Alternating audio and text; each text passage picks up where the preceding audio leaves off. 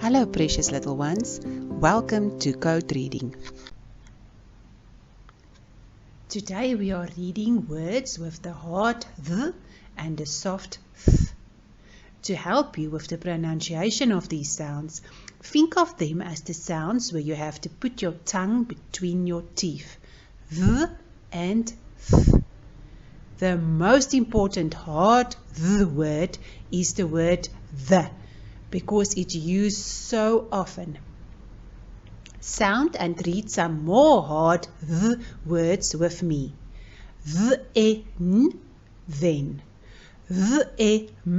them. That. This. The most important soft th word is with. Th. Sound and read the soft th words with me. Think. Thank. Thin. Thick. Cloth. Moth. Maths. Tenth. Let's revise and sound and read the words once more. The, then. Them.